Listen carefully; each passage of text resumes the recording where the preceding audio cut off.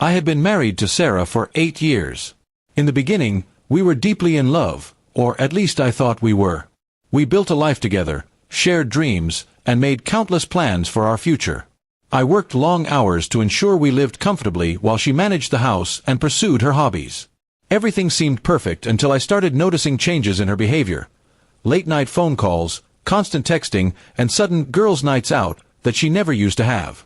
My gut told me something was wrong, but I didn't want to believe it. One night, I decided to confront her about it. She didn't deny anything. Instead, she looked me straight in the eye and said, "Yes, I'm seeing someone else. I don't owe you anything." Her tone was cold, almost mocking, as if my feelings meant nothing to her. I was stunned, not just by her cheating, but by the complete lack of remorse. In that moment, I knew our marriage was over. But instead of shouting or begging, I stayed calm and simply said, "All right." That night, I didn't sleep. I sat in the living room, thinking about all the sacrifices I had made for her, all the trust one had given. Her words kept echoing in my head, "I don't owe you anything." If she truly believed that, then I had no reason to give her anything in return, especially not the life I had built for both of us. That was when I decided how I was going to end this. The next morning, I went to work as usual, but instead of going to the office, I met with my lawyer. I explained everything and told him I wanted a divorce. We quickly started the paperwork. I also went to the bank and transferred all the money from our joint account into my personal account, leaving just enough for her to cover basic needs until the divorce was finalized. Everything in the house, furniture, electronics, even the car, was legally mine because I had bought it all before our marriage. I spent the entire day organizing movers.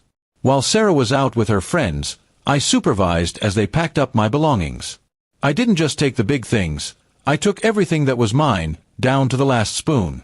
The movers worked fast, and by the time the sun began to set, the house was stripped bare. All that was left were her clothes, her personal items, and the cheap decorations she had bought. Before I left, I placed the divorce papers on the kitchen counter with a note that said, "You're right, you don't owe me anything. And I don't owe you my life."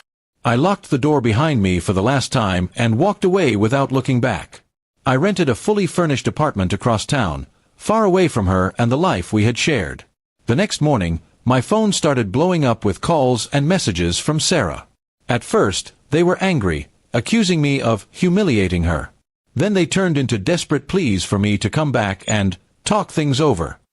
She said she didn't mean what she said the night before, but I knew she was only upset because she had lost the comfort and security I provided. I didn't reply.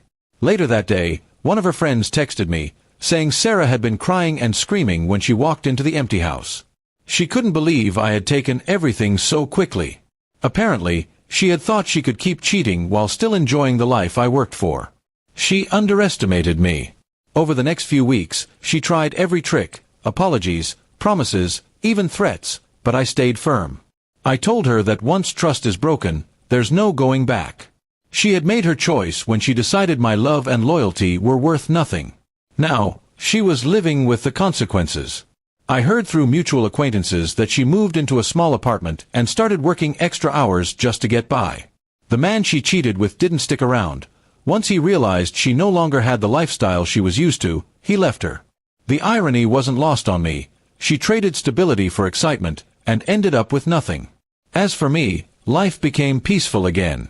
I focused on my work, my health, and my hobbies. I reconnected with friends I had neglected during my marriage and even started traveling. I realized that Sarah's betrayal, while painful, had actually freed me from a toxic relationship. There were moments when I thought about the good times we shared, but those memories were quickly overshadowed by the way she had looked at me that night, full of arrogance and entitlement. That image reminded me that walking away was the best decision I could have made. Revenge, I learned, doesn't always have to be loud or dramatic. Sometimes, it's as simple as removing yourself completely from someone's life and leaving them to face the reality they created. Sarah had told me she didn't owe me anything, and I took her at her word. In return, I owed her nothing, no comfort, no support, no presence. And so, she woke up to an empty house, and I woke up to a life free of lies. In the end, we both got exactly what we deserved.